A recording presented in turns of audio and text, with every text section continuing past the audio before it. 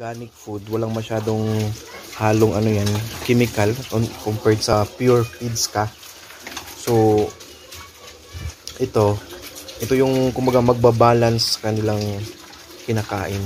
So correct me if I'm wrong again, magandang karne yung kalalabasan nito pag harvest nito mga kabagis.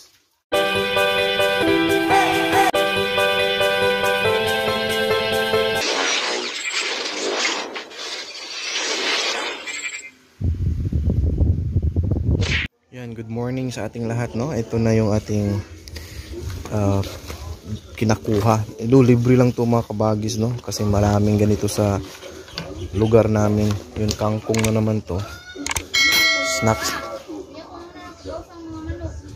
Snack time na naman tayo sa ating mga alaga. So bukas mag 1 month na sila, 4 week na sila. Bukas 4 weeks old ating mga alaga. Ito kumain na pala. Ayan.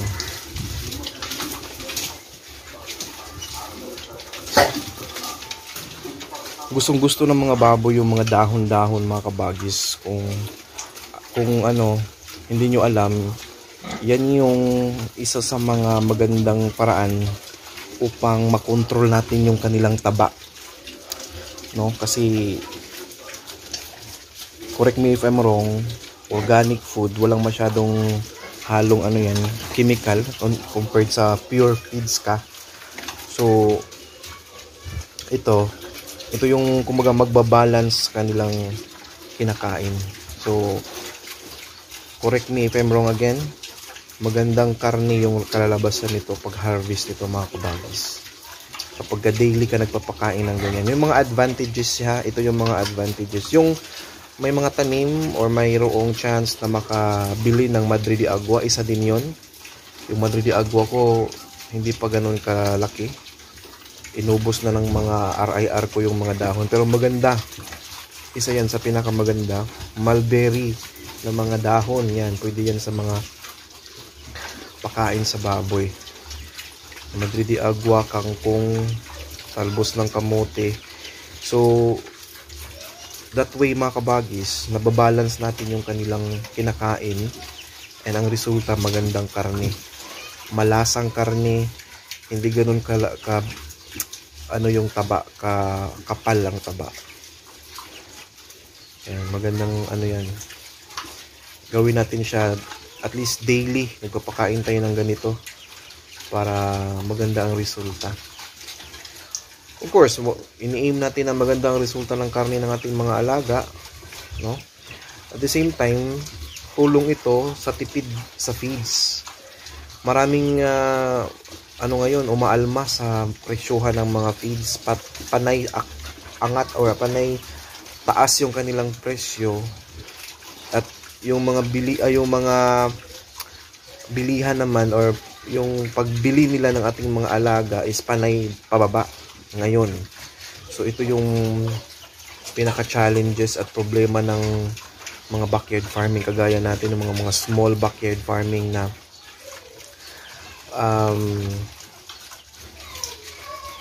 tinitingnan natin at kumbaga sakit sa ulo natin, no? The same lang yung ating pagbili ng mga feeds, naka-uniform yung kanilang mga presyo, pero kung bibilihin yung ating mga alaga, binabarat tayo. Yun yung sana maintindihan at sana mapaabot natin yan sa mga nasa ano, no, posisyon na paano yan ma-remedyohan. Kasi kung tutuusin, pinag-iinitan pa nga tayo kasi may mga alaga tayo, pero hindi nila alam yung mga sakripisyo natin, at hindi nila alam siguro mga kabagis yung resulta ba. Iniisip nila na may kita kasi nagbababoy ka, may pera, pero minsan lugi, minsan may palabas mo yung puhunan at saka yung puhunan lang. Tapos yung pagod mo, lugi ka pa nga sa bill mo sa tubig, ang taas, ang laki ng bill mo sa tubig. Pero napaano mo lang yung mga kailangan mong mapalusot na puhunan mo. Para ka lang talagang naglalaro minsan sa pag-alaga ng baboy. no? Kasi ano dahil na rin siguro sa presyuhan ngayon sa palengke, binabarat nila yung mga ano natin.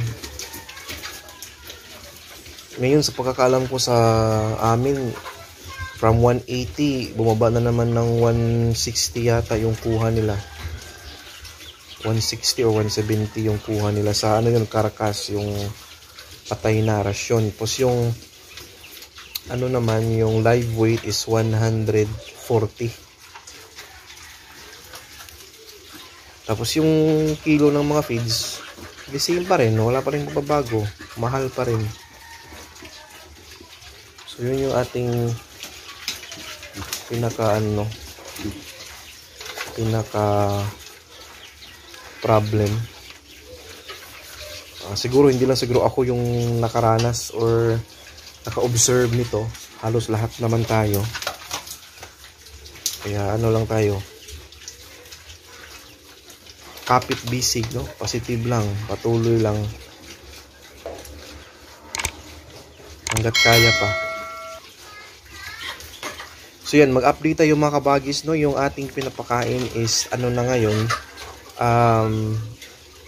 noon kasi no mga nakaraang linggo 5 to 6 kilos maubos nila in one day. Ngayon umaakyat na sila sa 7 to 8 kilos na yung naubos kasi malaki na sila o yung mga katawan mga kabagis. So, baboy na sila.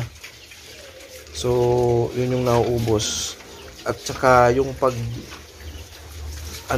pag-follow up ko ng deworming or purga noong second week after ko silang napurga. Diba nagpurga tayo at nag-vitamins, after second week nagpurga ulit ako. Yun, mas gumana yung kanilang pagkain at mas nakita ko yung resulta sa katawan nila, mas lumalaki, mas tingin ko mas mas nag-expand yung katawan. Yan. Katawan niya.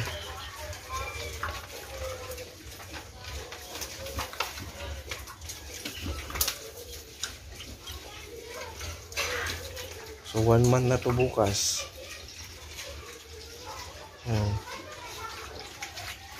Ito ang ating dumalaga.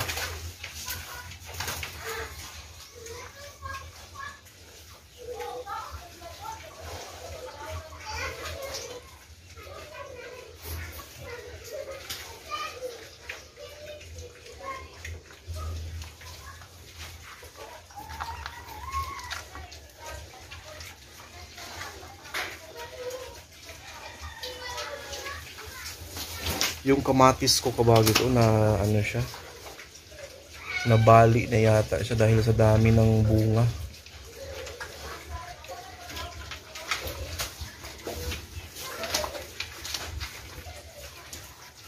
Yan.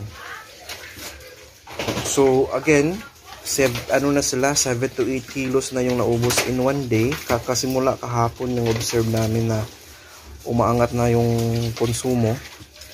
And then nasa starter stage pa rin tayo. So kibali I'll have to wait another 2 weeks from now. So ito yung advantage kasi sa mga ina-upload nating videos kabagis, kung sumusunod kayo at nakasubaybay kayo from day 1 yung pagbili dito hanggang ngayon, makikita ninyo yung progress ng ating pagkain. So sinasabi ko at binabanggit ko yung nakonsumo, ano na ngayon yung stage nila. So hanggang ngayon, starter stage sila. So we need to wait until another 2 weeks from now para mag-grower stage naman sila.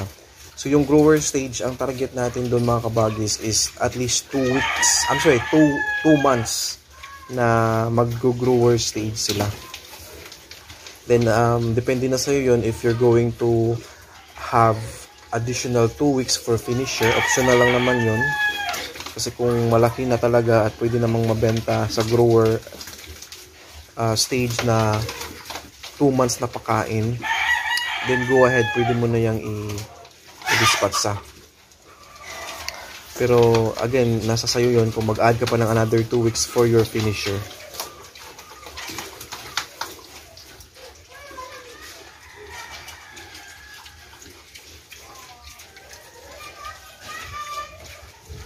So yan. So yung mga nagtatanong din regarding sa mga biik nila o bagong biling biik nila na may mga sugat-sugat sa katawan, ang ano yan mga kabagis, yung mga kagat ng lamok or mayroong kumbaga pula-pula na parang bilog-bilog, no? Nakaring yung forma. Ang technique ko dyan, kaya ito, tinan mo sila, makinis, walang masyadong kagat at ano, kasi hindi ko lang ma-i-video. After ko kasi yan silang linisin, yung isa-shower ko sila sa tubig, no? Paliguan sila. After that, wala kasing magbi-video sa akin. Ang hirap. After that, sinasabon ko sila ng perla. Talagang ano to dagdag gastos talaga tong todo todo care tayo sa ating mga alaga. O totoo 'yun, lagyan ko sila ng perla. Pabulain ko talaga yung buong katawan nila niyan, perla. Tapos mga 2 to 3 minutes before ko banlawan. 'Yun, ma-maintain mo talaga yung makintab na katawan ng baboy mo. Totoo 'yun, hindi lang ako mabidyohan kasi nga walang magbibideo sa akin habang sinasabon ko silang lahat. Tingnan mo yung mga katawan. Madumi lang yan kasi kumain sila ng kangkong at talbos. Pero right after ko silang paliguan, yung sinasabon. Yun yung mga kabagis, yung strategy natin upang maiwasan natin yung mga sugat-sugat. Kasi minsan yung mga sugat-sugat na yan is dala ng germs din yan kasi tingnan mo minsan yung dumi nila dumidikit sa katawan or magdumi sila tapos bigla nilang higaan yung dumi. Napansin nyo yun? Ngayon yung ugali ng mga baboy, yung magdumi sila tapos higaan nila. So isa yan sa mga mikrobyo, bakterya na magdudulot ng pamula-mula sa katawan aside sa kagat ng lamok. Kaya kailangan mo silang sabunan. Kahit yung Tide bar, pero mas maganda yung resulta sa perla kasi mabulang mabula.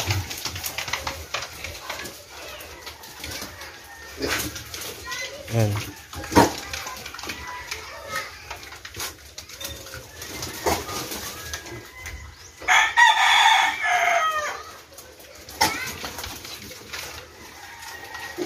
As much as possible mga kabagis, no, sa mga ganitong edad, avoid tayo ng inject ng mga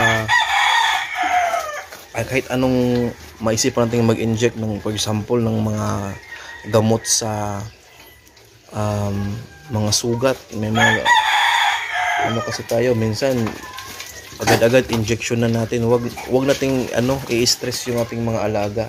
As much as possible gawin natin in a organic way para hindi sila ma-stress. Yun, mahaba na masyado mga kabagis, and thank you so much for watching.